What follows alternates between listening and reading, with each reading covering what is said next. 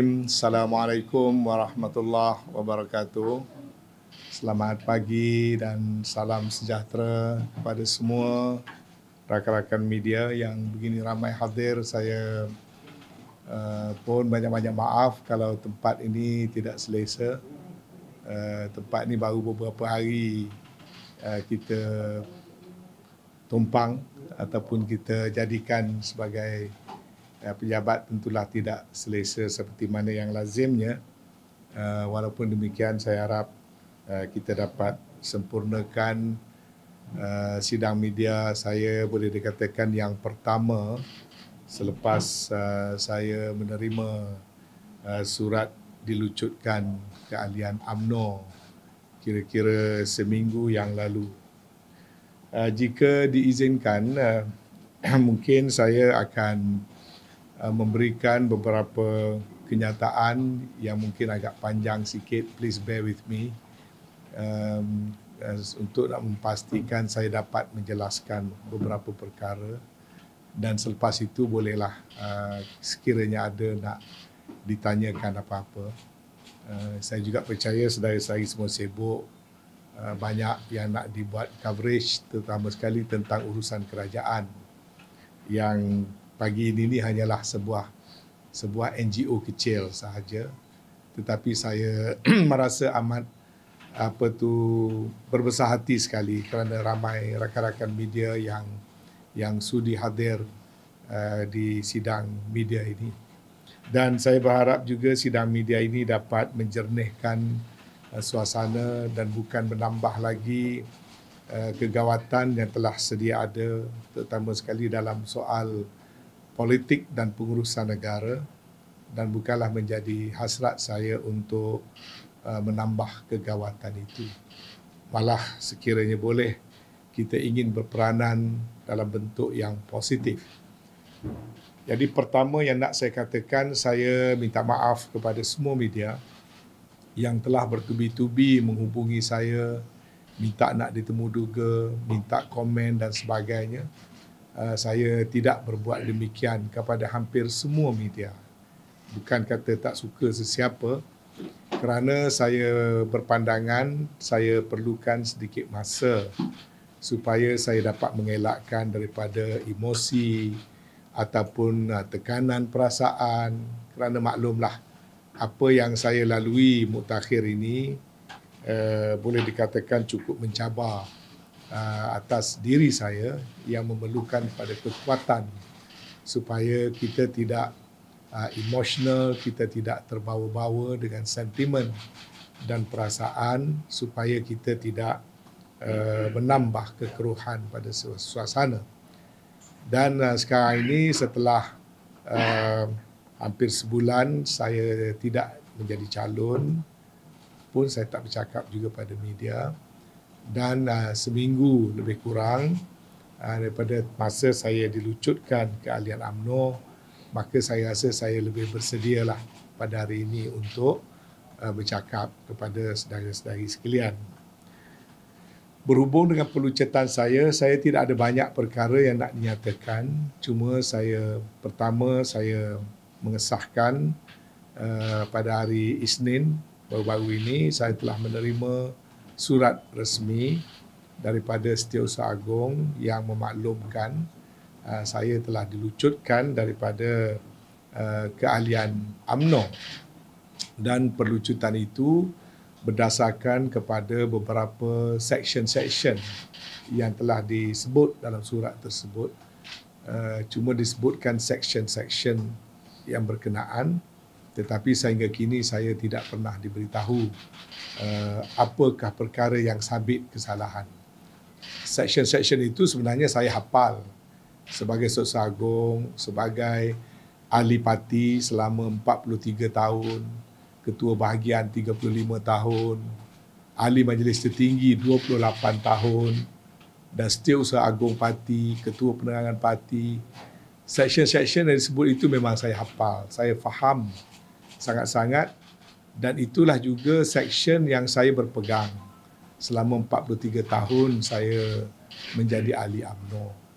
Cuma malangnya, apakah tindakan saya yang disabitkan dengan seksyen itu sampai hari ini tidak disebutkan kepada saya. Namun begitu, saya tidak hendak pertikaikan perkara itu.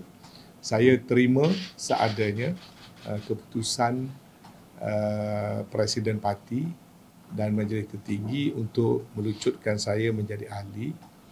Dan saya telah bertemu dengan Jawatankuasa UMNO bahagian 4 peringkat Ketereh, dan saya telah bertemu dengan semua ketua cawangan 4 peringkat Ketereh untuk meminta mereka jangan meninggalkan UMNO.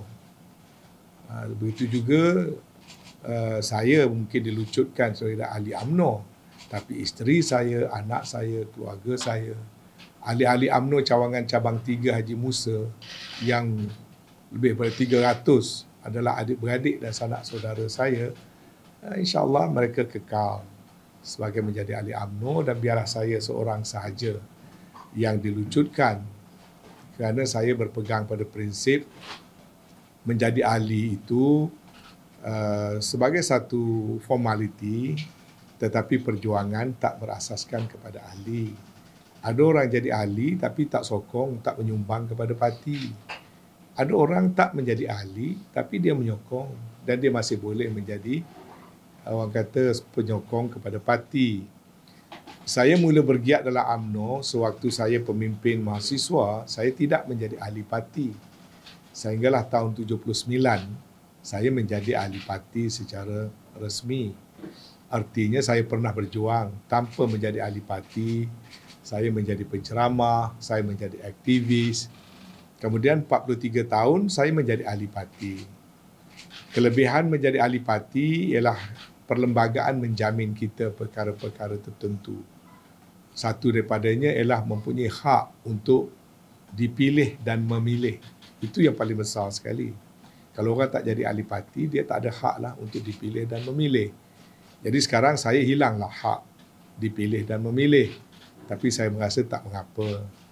Dalam UMNO pun sekarang ini tak digalakkan pemilihan lagi dah. Jadi super je, kalau ada tak ada pun, mungkin ada juga orang tak dapat dipeluang dipilih.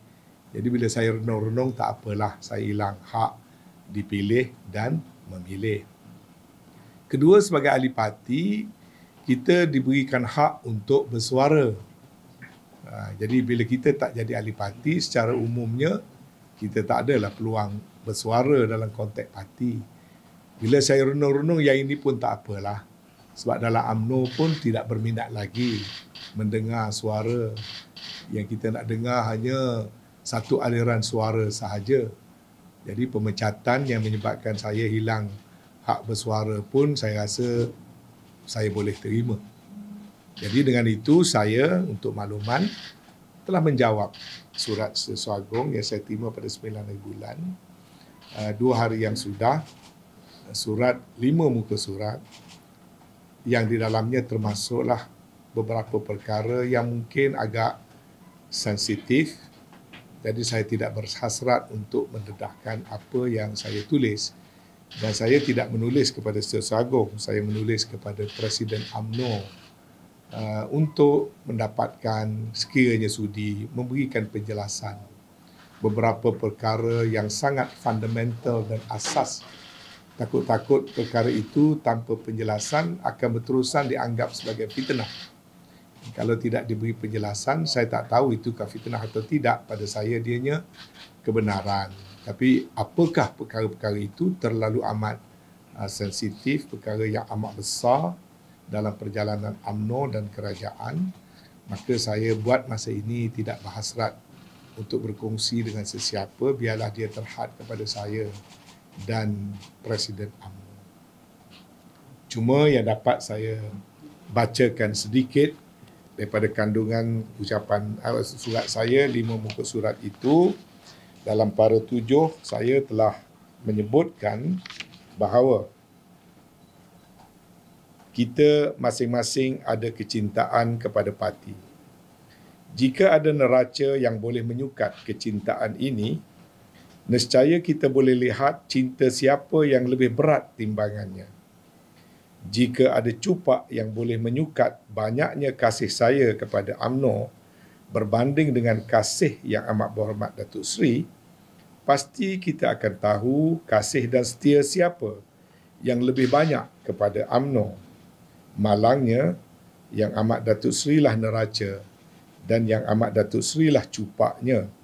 Jadi Yang Amat Berhormat Datuk Seri telah menafikan kasih dan kesetiaan orang lain kepada UMNO. Itu satu daripada 12 para 5 muka surat yang saya zahirkan perasaan hati saya kerana saya ingin menegaskan saya tetap sayang kepada UMNO, saya tetap setia, dan sepanjang hayat saya berjuang sehinggalah UMNO diharamkan pada tahun 87, saya adalah penajanya. Orang yang mula-mula menaja semula UMNO baru pada ketika itu dengan nombor keahlian 000124. Dr. Mahathir nombor 1 waktu itu, saya sendiri. Jadi tidak mungkin seorang yang menghidupkan UMNO sewaktu UMNO mati pada tahun 86 tak sayang pada UMNO, derhaka pada UMNO atau berbuat sesuatu kerana tidak kasih pada UMNO. Para 12 itu saya tamatkan dengan 4 perkataan saja. Yang Amat Berhormat Datuk Seri, kita berbeza pendapat. 3 perkataan di akhir surat saya. Pada saya, kita berbeza pendapat. Siapa yang lebih betul, siapa yang lebih benar, itu kita serah pada Allah Subhanahu Wa Taala. Jadi itu berhubung dengan pemecatan. Setakat itu saja yang nak saya katakan. Saya menerima secara berlapang dada dan saya akan meneruskan idealisme politik saya tanpa parti tetapi menggunakan apa jua platform yang asalkan saya dapat terus menyumbang kepada apa yang menjadi sebahagian pada jiwa saya, iaitu tentang urusan kenegaraan, pentadbiran, politik dan usaha-usaha membina bangsa dan negara. Perkara kedua yang saya ingin kongsikan dengan saudara-saudari yang saya kasihi, barangkali kita sering terdengar apa yang terdapat dalam Al-Quranul Karim yang menyebut wa makaru wa makarullah wallahu khairul makirin. Kadang-kadang kita merancang. Tapi Allah juga merancang. Wallahu khairul makirin. Saya yakin Allah adalah sebaik-baik perancang. Tak pernah ada dalam istilah saya tidak menjadi ahli UMNO. Ataupun saya dipecat. Kerana banyak orang lain yang sangat agresif mengkritik presiden dan sebagainya, mereka tidak dipecat. Ada yang begitu berani menandatangani SD, membuat sokongan pada individu tertentu, bercanggah dengan presiden, tidak dipecat. Saya ni dalam setia, tak jadi calon pun setia, sampailah ke pilihan Padang Serai, pergi berkempen, berhati-hati, tidak kritik tegur presiden, tiba-tiba terpecat. Pada saya itu perancangan Allah, bukan sekali-kali perancangan saya. Tetapi barangkali ada sesuatu yang baik daripada itu.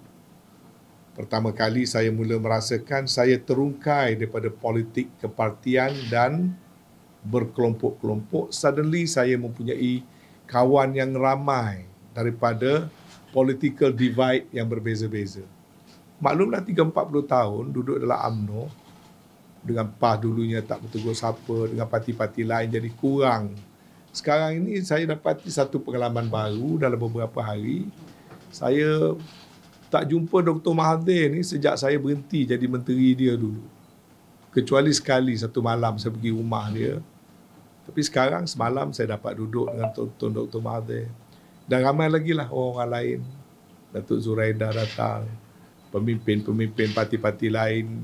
Macam Berair Mali ke, PAS ke. Jadi saya merasai satu suasana baru di mana saya mempunyai akses kepada rakan-rakan parti-parti politik yang lain.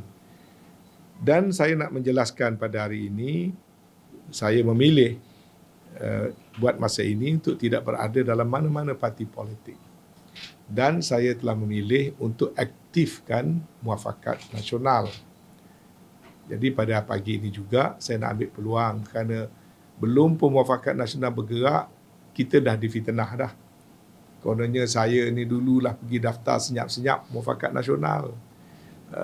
Apa strategi saya? Kononnya saya ni tali barut sana, tali barut sini. Tuduh bukan kecil-kecil, tuduh terbuka dalam Facebook. Dan ramailah orang menyumpah seranah dengan saya.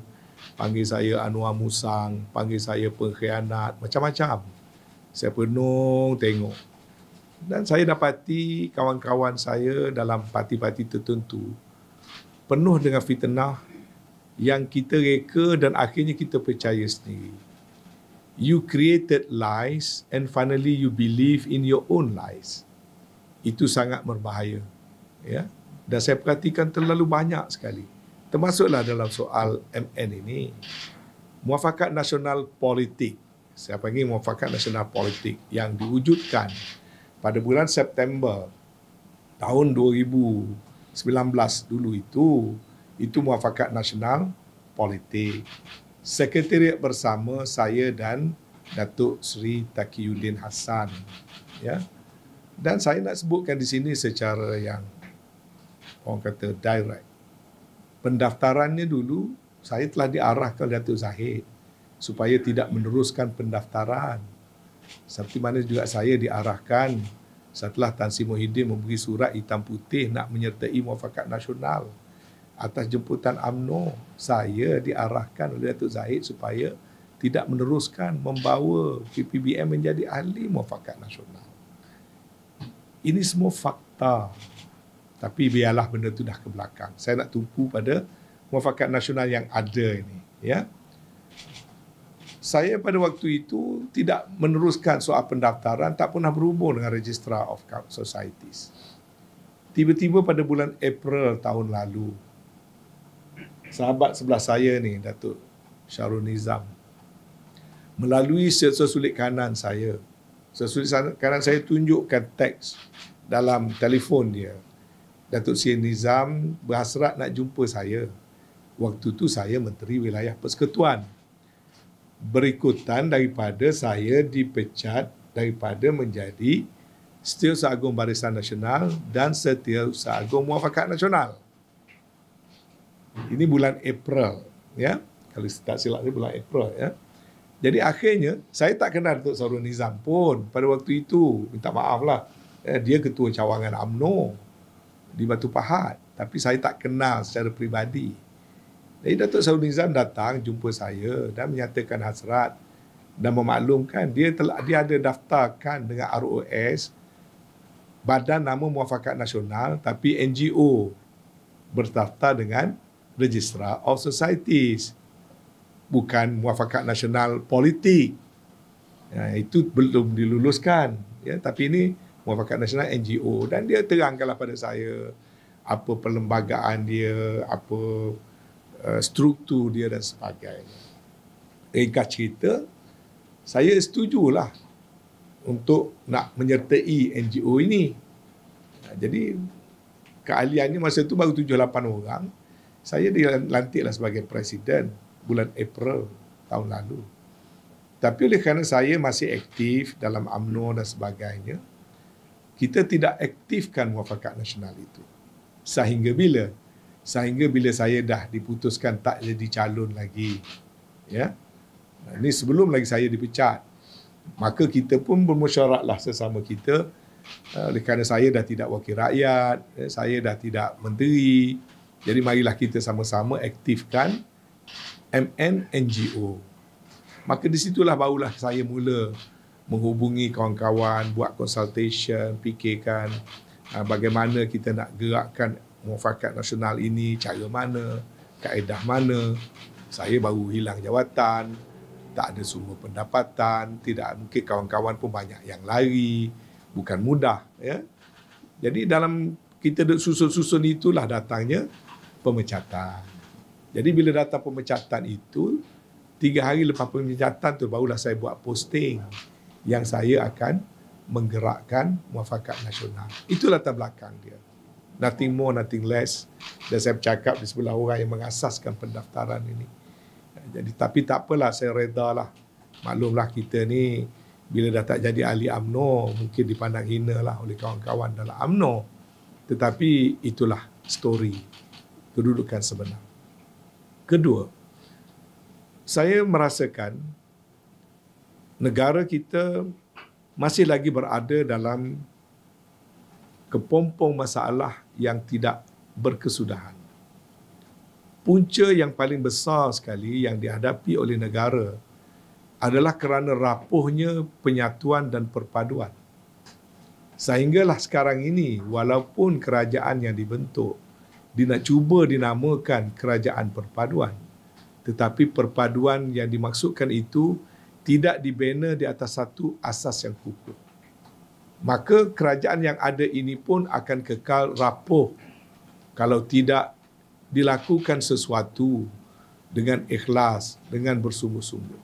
Yang pertama. Kedua, negara kita sebagai sebuah negara majmuk, berbagai kaum, berbagai agama, ia perlu diuruskan dengan satu cara sebagaimana pengasas-pengasas negara telah menguruskannya dulu, iaitu berasaskan kepada kecintaan dan kasih sayang, berasaskan kepada perpaduan berbagai kaum, berbagai bangsa, dan berasaskan kepada saling menghormati ataupun respect di kalangan rakyat berbagai-bagai kaum. Negara kita ini tidak ada tempat untuk chauvinism. Negara kita tidak ada tempat untuk racism. Negara kita juga memerlukan kepada prinsip-prinsip kesederhanaan. Namun, having said that, saya sangat berkeyakinan kalau mahukan kepada satu perpaduan yang jati dan tulen, dia mesti berpaksikan kepada kelompok induk ataupun kelompok terbesar. Kalau kita membina sebuah rumah, rumah itu tegak kalau zaman dulu kerana tiang serinya. Tiang seri rumah adalah tiang yang terbesar di dalam rumah. Kalau mahu tegak sebatang pokok, tegaknya pokok kerana akar tunjangnya. Akar tunjang juga adalah akar yang terbesar. Ini rules yang basic dan simple. Bagi negara Malaysia, kestabilan hanya akan terwujud kalau kelompok induk, yakni orang Melayu dan umat Islam, jangan berpecah belah. Kalau mahukan kepada satu penyatuan yang tulen, pada fahaman saya, orang Melayu sendiri tidak boleh berpecah belah. Dan itulah dasarnya dulu 40 lebih persatuan-persatuan Melayu digabungkan dengan terwujudnya UMNO. Dia bermula dengan penyatuan kelompok induk, yakni orang Melayu dan Islam. Kedua, orang Melayu dan Islam dalam negara ini tidak boleh bersendirian. Tidak boleh exclusively segala-galanya untuk orang Melayu dan Islam. Kerana hakikat negara ini sebelum merdeka lagi adalah sebuah negara berbilang kaum, berbilang bangsa. Maka the next step untuk kestabilan negara ialah inclusivity, di mana mesti menghormati semua hak kepada semua kaum, tak kira kecil ataupun besar, dalam satu bentuk penyatuan. Dan itulah asas negara kita menjadi sebuah negara yang kukuh sejak merdeka sampailah kepada muktakhir ini. Perkara itu mula disintegrate. Dia disintegrate bermulanya dengan perpecahan orang Melayu itu sendiri. Sebab itulah saya berkata kepada UMNO sewaktu saya menjadi Sesagagung dan juga Sekretariat Muafakat Nasional, apabila musibah PRU 14 berlaku, jalan untuk kita membawa kestabilan hanya satu, iaitu Muafakat Nasional, yakni menyatu padukan dulu parti-parti utama di kalangan orang Melayu. Kemudian kita tulis dalam piagam itu, selanjutnya kita mesti menghulurkan tangan kepada parti-parti lain lebih kecil, termasuk di kalangan parti-parti yang bukan orang Melayu, bawa ke dalam satu bumbung, dan itu boleh memberikan kestabilan kepada negara. Malangnya idealisme itu telah gagal untuk digunakan dalam PRU 15. Berbeza pendapat antara saya dan beberapa orang dengan orang-orang yang tertentu yang mempunyai formula yang lain, jajaran yang lain, yang lebih baru daripada pemikiran yang saya katakan tadi. Tapi apakah buktinya? PRU 15 telah memberikan jawapan bahawasanya dengan cara berpecah, dengan cara solo, kini UMNO menjadi parti minoriti. Apabila nak dibuat kerajaan perpaduan, pimpinan Yang Amat Berhormat Perdana Menteri kita, walaupun hasratnya baik, dia tidak berjaya kerana UMNO hanya menjadi satu parti tempelan yang kecil. Dia tidak menjadi tiang seri kepada kerajaan. Dia tidak menjadi akar tunjang kepada kerajaan. PKR hanya menerima 11% support dalam pilihan raya lepas daripada orang Melayu. PH hanya menerima 30% daripada sokongan orang Melayu. Sokongan orang Melayu majoriti adalah kepada Perikatan Nasional. Tapi Perikatan Nasional pula ambil keputusan tidak mahu berada dalam kelompok pentadbiran dan memilih menjadi pembangkang. Maka keadaan yang sebegini pada saya tidak akan membawa kestabilan. Pun begitu, itu urusan parti-parti, bukan urusan Muafakat Nasional NGO. Saya cuma memberi senario latar belakang. Baik, apakah peranan Muafakat Nasional NGO? Pertama, kita sudah setuju dan sepakat Muafakat Nasional bukan parti politik. Kita kekal sebagai satu NGO.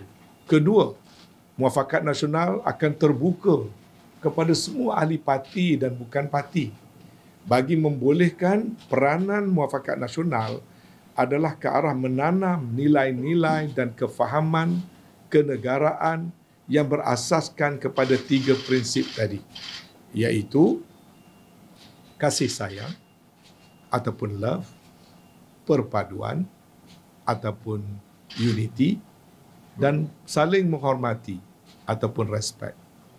Love, unity and respect must not be taken for granted. Harus ada usaha yang tersusun untuk melatih rakyat, terutama generasi muda, agar dapat memahami kalau kita rasakan kita nak bertanggungjawab membangunkan negara kita, kita harus menanam nilai-nilai ini dengan cara yang teratur.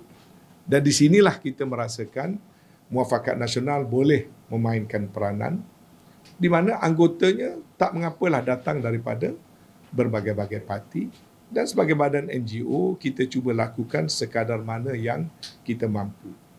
Kita tidak akan jadi satu badan yang glamorous, satu badan yang kaya raya, satu badan yang kuat, satu badan yang orang kata mengancam sesiapa. Kita mahu ambil pendekatan positif dan konstruktif. Berdasar pada itu, walaupun sepatutnya hari ini baru saya mengumumkan keahlian dan membuka keahlian, atas permintaan ramai, hari Ahad lepas saya beritahu pada setiausaha kerja, bukalah sebab ramai sangat orang duk tanya. Tiba-tiba bila dibuka, saya terperanjat. Dalam masa 24 jam dibuka, 10,000 lebih telah memohon menjadi ahli. Dan apabila saya minta profil daripada pendaftaran itu, datangnya daripada seluruh negara termasuk Sabah dan Sarawak. Dan sehingga hari ini sudah hampir 20,000 yang memohon, sehinggakan saya jam dari sudut macam mana nak respon, macam mana nak jawab, macam mana nak susun, macam mana nak organize. Sebab saya asal MN tu kecil-kecil je lah. Sebagai orang yang baru buang daripada kapal, tak mungkin boleh bawa kapal yang besar. Tapi realitinya hari ini amat memeranjatkan saya. Justru saya telah menangguhkan sehingga hari ini sebelum mengumumkan struktur dan pembawa utama kepada MN, kerana saya tak nak menggelabah umum dan orang tak faham dan sebagainya. Jadi saya telah mengambil masa lebih pada 1 minggu. Pertama, membuat consultation dengan eminent persons dalam negara untuk memberi nasihat kepada saya.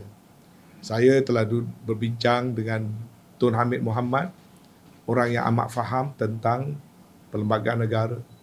Saya duduk dengan Profesor Syam Rahayu untuk melihat secara mendalam hal-hal berkaitan dengan perlembagaan. Semalam saya berpeluang duduk dengan Tun Dr. Mahathir berbincang 2 jam dengan beliau tentang situasi yang dihadapi oleh negara dan apakah yang masih boleh kita lakukan. Saya berhubung dengan Tan Sri Lee Lam Tai, ya. Saya sebut nama-nama ini kerana mereka-mereka adalah orang yang telah saya rujuk. Saya juga berhubung dengan Tan Sri Rais Yatim, Speaker Dewan Negara, untuk nak menyampaikan hasrat dan bagaimana dapat saya move forward. Dan saya juga telah adakan pertemuan-pertemuan dengan personaliti-personaliti yang tampil ke hadapan mahu beraktif secara langsung. Bukan saja sebagai penasihat, tapi mereka mahu aktif secara langsung. Jadi pada hari ini saya mengumumkan 30 nama orang-orang yang telah saya, walaupun sebenarnya nama tu panjang lagi, yang tampil jam pertama ataupun hari pertama MN dibuka, pada saya mereka semua adalah pengasas. Ramai, ya, termasuk Datuk Seri Taqiyuddin Hassan. Secara Agung PAS, dia masuk mendaftar. Khairuddin Takiri masuk mendaftar. Ni Abdul, ramai dan daripada berbagai-bagai parti. Tapi setelah bincang, saya buat keputusan, orang-orang yang jadi ahli parlimen dan ahli Dewan Negeri, kita bercadang untuk mereka tidak memegang jawatan di peringkat yang tinggi. Ya, mereka boleh jadi ahli, tapi eloklah mereka tumpu kepada peranan mereka dalam parti masing-masing. Yang lain-lain, saya telah bersetuju untuk menerima beberapa orang tokoh-tokoh utama, yang mana selepas ini saya terpaksa mewujudkan pejabat perhubungan negeri untuk selaras peringkat negeri, parlimen dan DUN bagi mereka-mereka yang ingin menggerakkan di negeri, parlimen dan DUN masing-masing. Untuk di Central Committee, selain pada mereka-mereka yang saya sebut nama, yang saya rujuk, saya bincang, dapatkan nasihat dan sebagainya, berikut adalah 30 nama yang terpaksa saya pilih. Tak ramailah daripada satu-satu parti sebab nak buka ruang kepada professional, academician dan juga influencers yang saya harap dapat membantu gerakan ini. Yang pertama ialah Yang Mulia Datuk Seri Tengku Idris Ibni Almarhum Sultan Abu Bakar. Yang kedua, Yang Berbahagia Tan Sri Haji Noh bin Omar, BN. Yang ketiga, Datuk Seri Zuraidah Kamarudin, PBM. Yang keempat, Datuk Seri Dr. Edman Santara Kumar Ramanaidu, PBM. Yang keempat, yang kelima, Profesor Datuk Dr. Yahya Ibrahim, mantan Naib Chancellor UNIZA. Yang keenam, Profesor Madya Datuk Dr. Syam Rahayu Abdul Aziz, pakar perundangan dan perlembagaan. Yang ketujuh, Profesor Dr. Muhammad Ridwan T. Abdullah.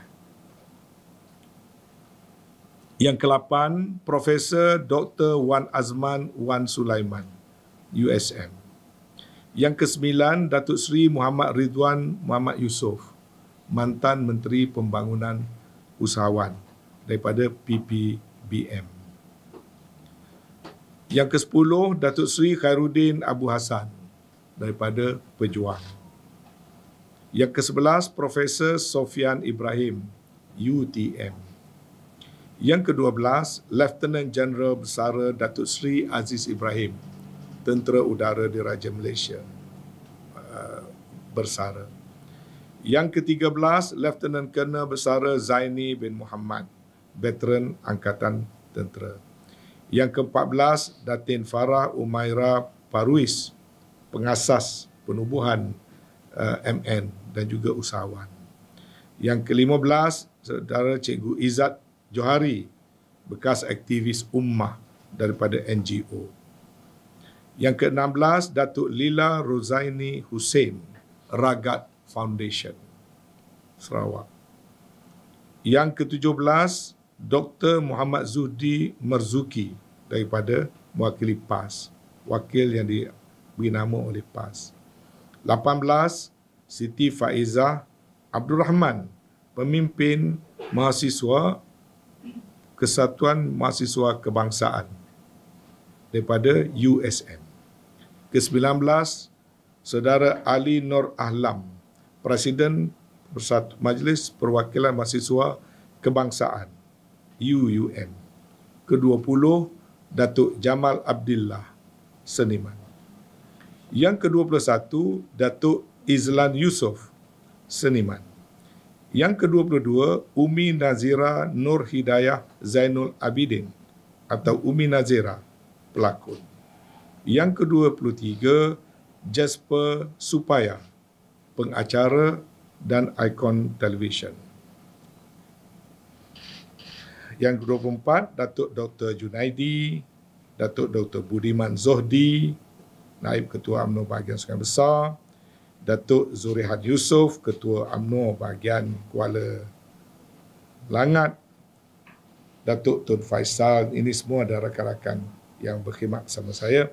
Datuk Muhammad Azam Ismail, Bendahari UMNO Bahagian Ketereh, Chua Hock Kuan, Naib Ketua Pemuda MCA Kebangsaan dan Teknologis Subhas Chandra Bose daripada MIC.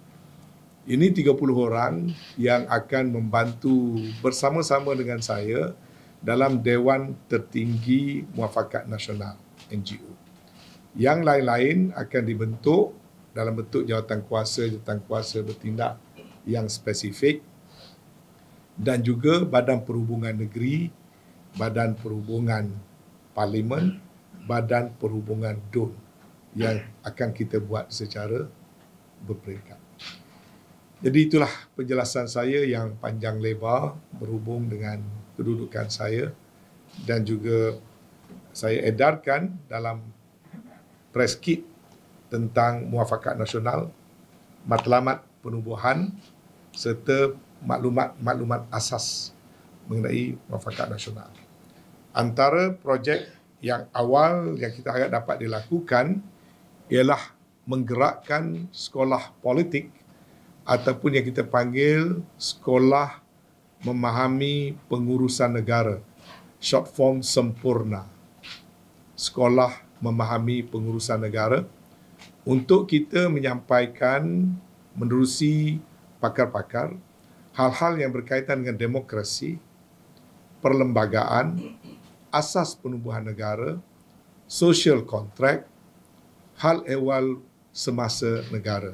Itu antara perkara yang kita harap dapat kita sampaikan secara sistematik.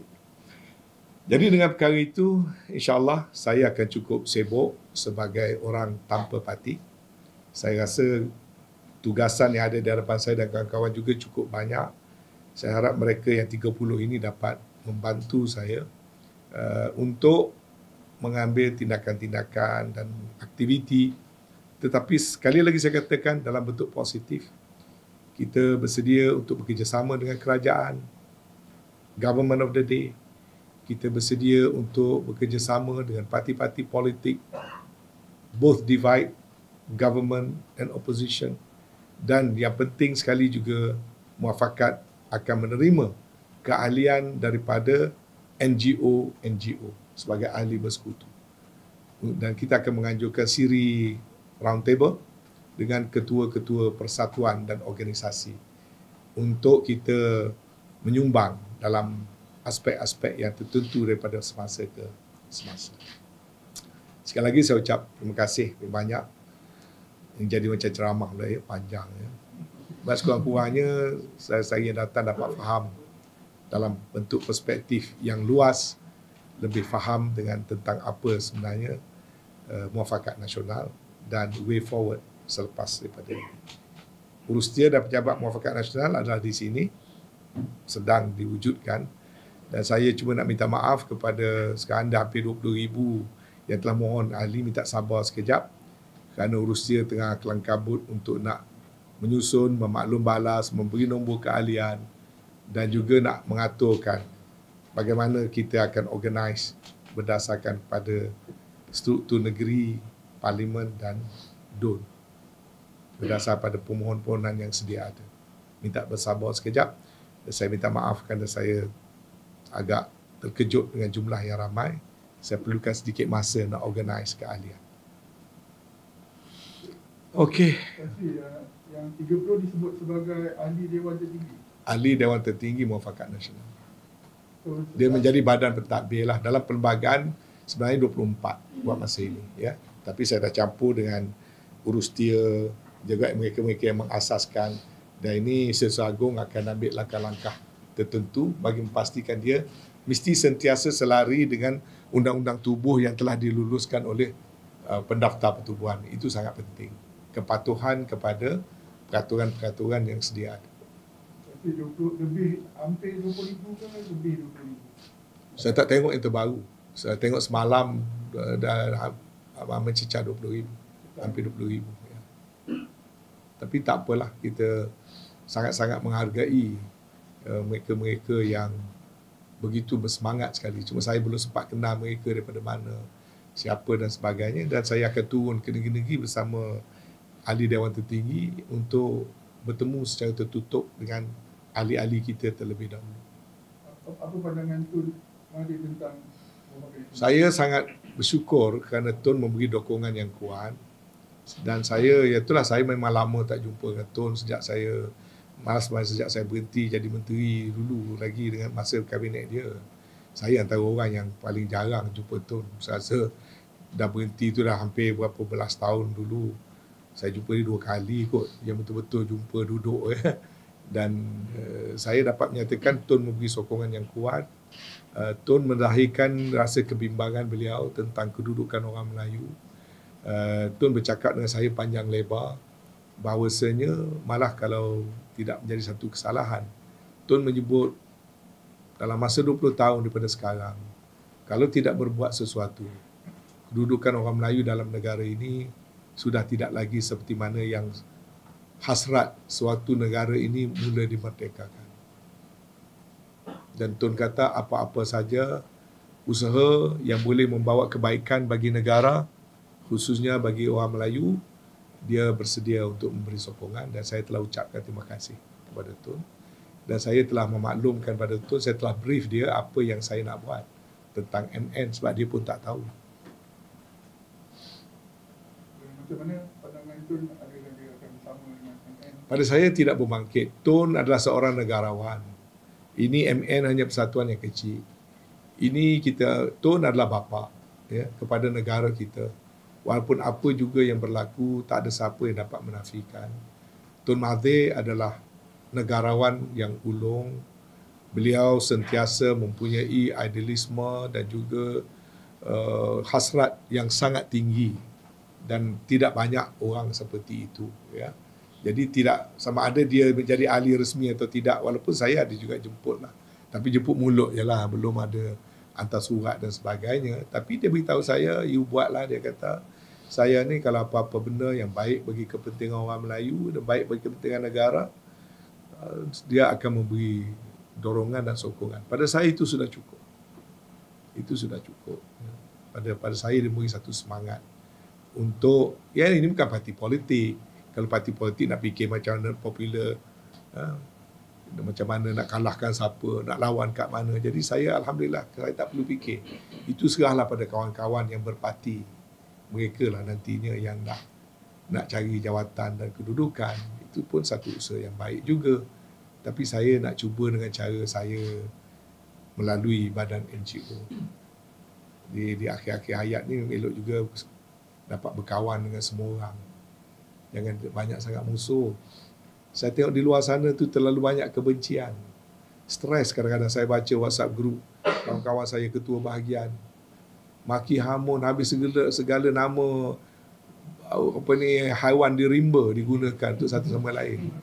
Saya kata dulu saya dalam UMNO, saya 28 tahun dalam MKT, tak ada macam ini. UMNO sama UMNO, respect, hormat.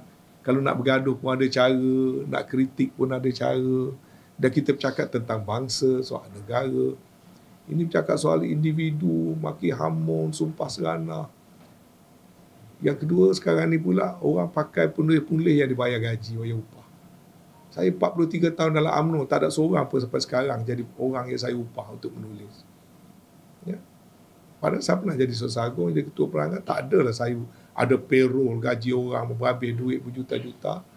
Kalau yang menulis tu pula levelnya tak sampai nak fikir soal negara ni kompleks dan bendanya very highly confidential. Tapi reka cerita hayun, dah ada pula orang menyambar macam menyambar umpan hidup kata orang. Dan saya banyak kali kena. Orang kata saya ni ejen broker bersatu. Ada yang kata saya ni musang berbulu ayam. Ada yang kata saya ni pembelot daftar MN senyap-senyap. Penuh dengan fitnah. Buka hari-hari fitnah. Jadi sekarang saya duduk dalam satu keadaan yang saya katakan yang lebih murni keadaan. Dia tinggalkan itu kepada kawan-kawan dalam politik lah buat sementara. Kalau saya gian balik, nak main politik balik, nak bertanding balik, carilah pula parti, masuklah pula parti. Dia nak terima kita kan. Tapi buat masa ni elok kita kekal dengan cara beginilah. Masih boleh menyumbang, insya-Allah. Tanpa mengejar pangkat, tanpa mengatur orang. Kita buat benda positif. Latih anak-anak muda, kongsi pengalaman kita yang ada sedikit sebanyak dan dapatkan orang-orang yang jujur dan ikhlas. Saya rasa masih ada peranan yang tidak kecil juga saya rasa dalam masyarakat. Jadi secara overall MN ni objektif dia untuk gabung perpaduan rakyat lah. Love, unity and respect. To promote those values based on principle of love, unity and respect. Jadi apa jaminan Tan Sri yang MN ni takkan ada? Boleh tak kita bagi pula orang lain? You banyak sangat tanya. Nanti jadi dialog kita berdua. Sila. Ada pertimbangan rakyat macam seperti ada 14 peralihan kerajaan bahkan macam kan apa sekosel, tapi ada tak peranan MN kalau dipanggil oleh parti politik untuk membuka kerajaannya sendiri? Pertama, MN tidak harus campur benda-benda yang bersifat kepartian. Kita apolitical. Ya, apolitical artinya kita tidak harus terlibat atas nama MN. Tetapi atas kapasiti peribadi masing-masing, itu hak masing-masing. Jadi kita tengok dalam senarai kita ada ahli majlis tertinggi PBM, ada ahli majlis tertinggi PAS, ada majlis tertinggi ataupun bekas ahli majlis tertinggi UMNO atau ketua bahagian UMNO, kita ada daripada Pejuang, Supreme Council Pejuang, semua parti ada sini ni. Ada MCA, ada MIC dan jagi rakan-rakan di Sabah dan Sarawak. Jadi urusan parti mereka kita takkan campur. Jadi kita akan tengok pada sudut peranan kita saja. Itu yang pertama. Yang kedua, biarlah urusan parti itu parti masing-masing uruskan. Bila kawan-kawan saya menghubungi saya, dia kata rugilah UMNO tak ada Tan Sri. Saya kata tak rugi. UMNO pada PRU 13, UMNO BN, ada 5.3 juta penyokong. PRU 14, sejuta lagi. Betul tak? Cuba cek statistik. Waktu pengundi ada 14 juta, UMNO ada, BN ada sokongan 5 point berapa juta. Datang PRU 14, kita hanya dapat 4 juta lebih. Sejuta lari meninggalkan BN. Datang PRU 15 baru-baru ini, daripada 4 juta lebih waktu isu 1MDB, sekarang kita hanya tinggal 3 juta lebih. Lagi sejuta lagi. Waktu pengundi bertambah daripada 15 juta ke 22 juta. 7 million new voters, and yet number of popular votes Barisan Nasional reduced by 1 million. Bermakna sejuta lagi lari. Jadi kalau dah 2 juta lari, saya seorang takkanlah menjejaskan UMNO. UMNO masih kuat. Jadi tak ada saya seorang, saya tak fikir UMNO rugi apa-apa.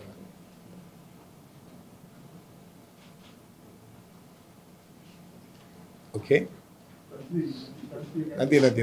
Saya nak be fair kalau ada orang lain nak tanya. You daripada mana? Osmo. Okey. Sila. Be fair kawan-kawan nak share. Yeah.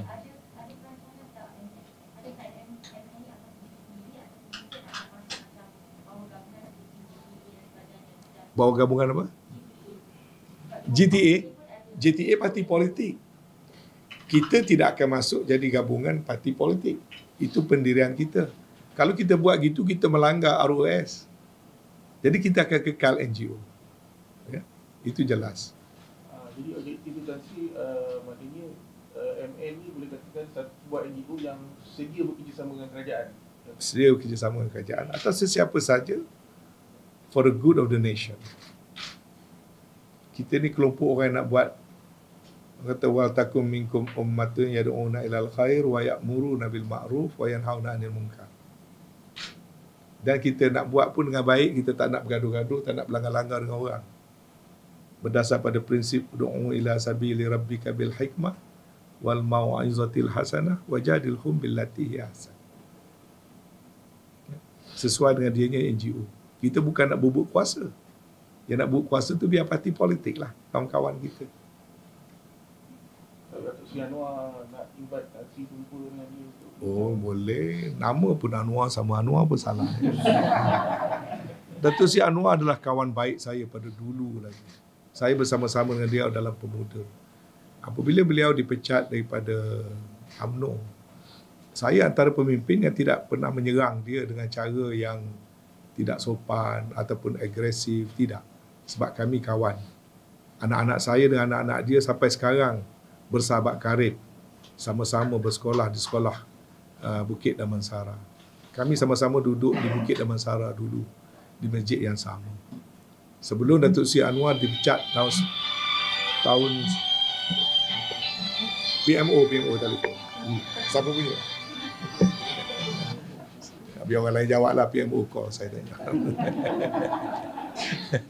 Jadi saya secara peribadi saya sentiasa baik dengan dia, walaupun memanglah dia jadi pembangkang lama, dia menentang UMNO begitu lama, turun ke jalan-jalan raya dan sebagainya. Tetapi sebelum dia dipecat, saya lah orang yang terakhir dia masih ingat makan nasi di rumah Timbalan Perdana Menteri dan mengiring dia pergi ke Kelantan sehari 2 hari sebelum dia kena pecat. Dan prinsip politik saya pun bukan dengan Datuk Seri Anwar saja. Saya tak gaduh dengan siapa-siapa. Saya hari ini pun macam dengan Datuk Seri Zahid. Sampai sekarang saya berani menegaskan. He remain my friend. Saya masih menghormati. Saya pun tidak marah. Dan saya tak ada dendam. Mungkin itu cara dia buat kerja, cara dia tarbiyah UMNO. Okey lah, sebab dia presiden. Saya terima. Ya. Tapi namun nak gaduh peribadi tidak. Kenapa nak gaduh peribadi? Apa lagi sekarang saya jadi presiden MN yang nak promote love, unity and respect. So I will love all my friends. I will continue to fight for unity and I will respect all other people. Saya tak naklah hidup saya full of hate. Hatred will take you nowhere. You make your life miserable. I want to be friend to everybody. Cuma saya harap bila saya beraktiviti, saya tak nak terlibat buat fitnah, reka cerita, spin stories, saya tak nak. I just want to do good. Dan yang penting, satu benda yang kita belum berjaya, menyatu padukan berbagai kaum. Ini saya baru bincang semalam dengan saudara Chua daripada MCA, kata please try to do something. Kita cuba dampingi anak-anak muda berbagai-bagai kaum, explain pada mereka supaya ada rasa kasih sayang. Saya tengok generasi baru ni banyak. Anak-anak saya berkawan macam-macam bangsa, macam kaum, tak ada apa problem pun. Kadang-kadang orang politik je membakar hatred. Ya. Anak-anak muda tak suka begitu. Anak-anak muda nakkan benda yang baik bagi mereka. Pekerjaan mereka, masa depan mereka. Satu pada sebab anak muda meninggalkan UMNO, sebab anak muda tak suka dengan pembawaan kita dalam parti. Sebab tu mereka 7 juta yang baru, hampir zero yang kita dapat. Based on jumlah number of voters. Yang dah sokong kita PRU14 pun tak sokong kita kali ini. Dulu ada 4 million, now you get 3 million. What about the 7 million new voters? Arithmetically, UMNO didn't get any vote from the young voters, from the new voters. So, kena tengoklah. Bagi-bagi orang sedang pimpin UMNO, tengoklah pada UMNO. Saya tengok daripada luar. Di media sosial ada mempertikaikan warna Pakatan Nasionalis akan warna Barisan Nasional. Berkomentar. Saya kadang-kadang tengok kawan-kawan ni very petty. Kita cakap soal negara. Nak cakap soal warna dia berapa dia dalam dunia ni? jumlah parti lebih banyak pada warna. Akan adalah parti yang terpaksa kongsi warna. Ya. Kawan-kawan saya cadang asalnya pakai biru. Saya kata di biru, Perikatan Nasional pun biru, ini pun biru. Lebih baik kita pakai putih lah. Kita ni NGO, saya kata. Ya. Tapi ada juga penulis-penulis kelas tinggi yang mewakili pihak-pihak tertentu. Benda tu pun nak bincang. Tolonglah bincang soal orang Melayu. Tolonglah bincang soal kemiskinan. Tolong bincang soal pengangguran. Kalau tak nak bincang soal kos sara hidup. Rakyat tengok kita duk bergaduh benda peti. Rakyat nak bergantung harap pada parti-parti politik yang memperjuangkan nasib mereka. Soal pelajaran, soal perpaduan kaum, soal ekonomi, soal hubungan antarabangsa. Terlalu banyak. Sanggup kita tengok. Turun bandar Kuala Lumpur, masih ramai orang kita minta sedekah. Pergi ke rumah PPR, kan nak menitik air mata tengok. Dah 40 tahun duduk dalam rumah 480 square feet. Masa duduk dulu, husband and wife 2 orang. Sekarang dah sampai 12 orang. Duduk dalam rumah 480 kaki persegi, bayar sewa 120 sebulan. Ada rakyat tak ada milik rumah pun. What we have been doing. PMO lagi. Siapa punya phone? Bukan saya ni, ada siapa cari. Tak. Jadi saya fikir soal warna tu terlalu petty lah untuk saya nak layan. Warna apa dan sebagainya. Ya. Ya. Utusan. Memandangkan dapat lebih 20,000 keahlian yang memohon untuk masuk Rumah Paket Nasional, jelas menunjukkan Tan Sri masih ada sokongan di luar sana. Adakah ni perjalanan politik Tan Sri sekarang macam mana? Adakah berakhir apabila dilucutkan baru-baru ini dan diteruskan dengan NGO ni ataupun... Yalah, mungkinlah berakhir. Saya tak tahu. Saya dah kata tadi wallahu khairul makirin. Saya tak tahu. Tuhan sebaik-baik perancang. Saya tak tahu what lies ahead for me. But I want to do good, that's all. Masa saya dalam UMNO pun macam tu. Saya bukan benci pada sesiapa. Cuma saya kata, saya pegang pada putusan PAU. Saya bukan benci pada siapa-siapa, tapi PAU dah kata begitu. No anu DAP dah jadi wirid. Tiba-tiba orang lain corner. Bercanggah dengan saya. Lepas tu orang kata, oh saya U-turn. Saya bukan U-turn. Kapal tu U-turn. Nampak macam mana? Kita duduk dalam kapal pusing. Dengan kita lah ter-U-turn. Berbeza pendapat saja. Tu saya kata, jangan solo. Masuk secara pakatan. Kita boleh menang. Dan saya kata, bukan saya main-main. Sebab saya dulu dilantik, diamanahkan untuk berunding. Saya dah berunding dah dengan PAS peringkat awalan. Dah setuju dah bagi berapa kursi secara kasar. Ya, ni bulan Julai, bulan Ogos tahun 2020. Tengah-tengah duk buat tu ada jajaran baru di belakang. Tinggal lah yang ni semua. Tapi bila tengok pula jajaran baru tu saya bimbang. Saya kata takut nanti UMNO kalah. Jangan pergi solo. Jangan buat benda yang rakyat tak suka. Rakyat kata tumpu banjir. Walaupun mungkin tak banjir. Tapi sentimen rakyat pada masa itu tak nak kita buat. Rakyat nak bersatu. Kita pergi sendiri. Akhirnya kita ditolak. Ya? Jadi berbeza pendapat saja. Jadi sekarang ni pun kalau tanya saya apa ke depan. Saya tak tahu. Pada saya bukanlah orang yang kata hidup mati nak jadi calon. Sebab saya dah 8 kali jadi calon. Saya dah jadi ahli Dewan Negeri 2 penggal. Saya jadi ahli Dewan Negara 2 penggal.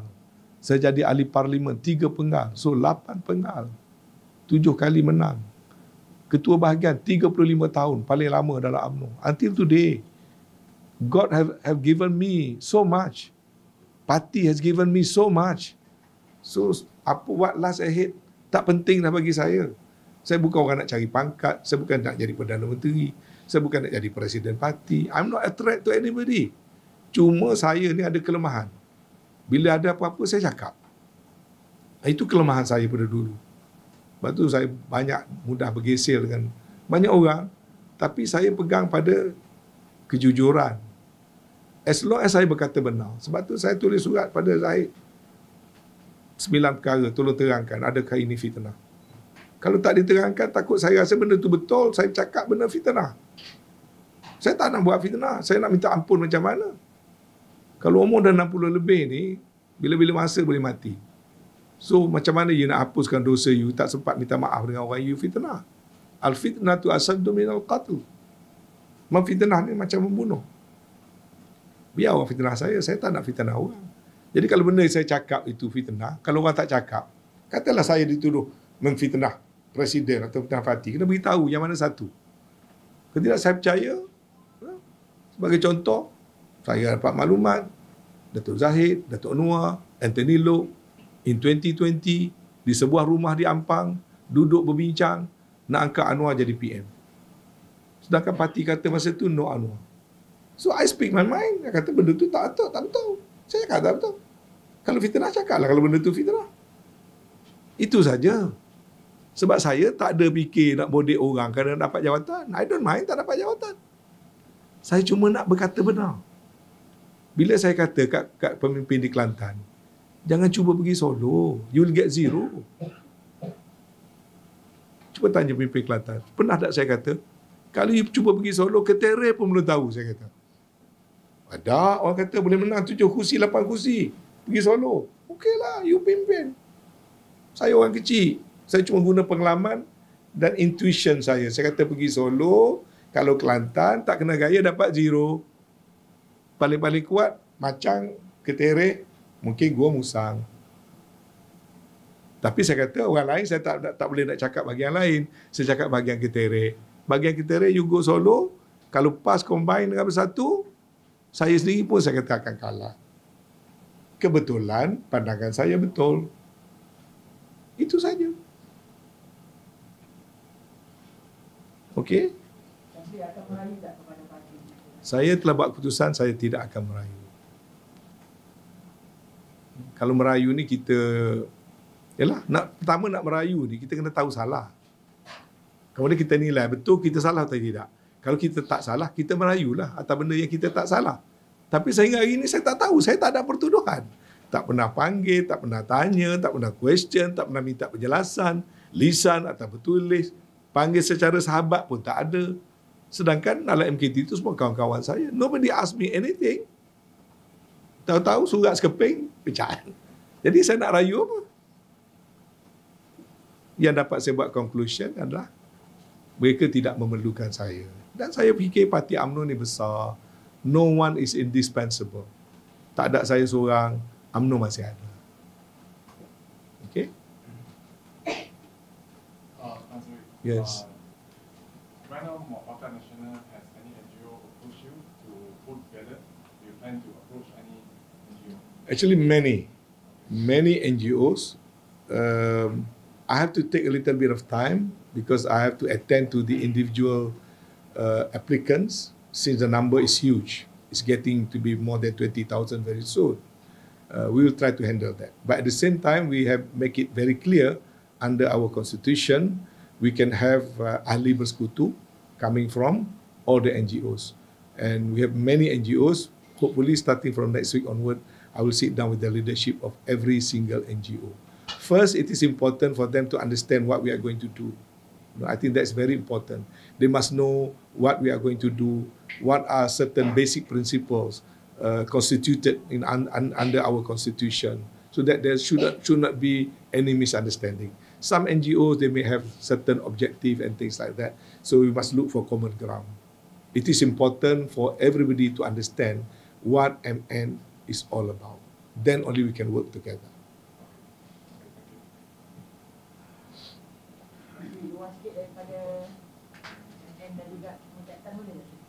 Boleh. Kalau dah habis tentang pemecatan MN, dah habis kawan-kawan? Okey. Lain soalan. SPRM kata akan panggil Tan Sri Berhubung dana. Oh, ya. Okey. Ya. Sudah pun. Saya sudah pun memberi kenyataan pada SPRM minggu yang lepas dan saya sebenarnya sangat lega sekali kerana sekali lagi fitnah yang di luar tu tak dapat saya kawal. Dia kata saya masuk bilik tidur, duit berlonggok-longgok, ambil duit berjuta-juta, bawa duit pergi ke mana. Patutlah kuat sokong Muhyiddin kerana Muhyiddin bagi duit. Buka Facebook, Masya Allah, beristighfar saya setiap hari. Jadi bila SPRM panggil saya untuk memberikan keterangan. Saya sangat-sangat suka hati dan saya telah memberitahukan semua jalan cerita yang sebenarnya yang telah saya lalui. Dan saya ucapkan terima kasih. Dan saya akan terus beri kerjasama. Itu tanggungjawab saya. Ada lagi? Tak ingatlah tarikh minggu lepas.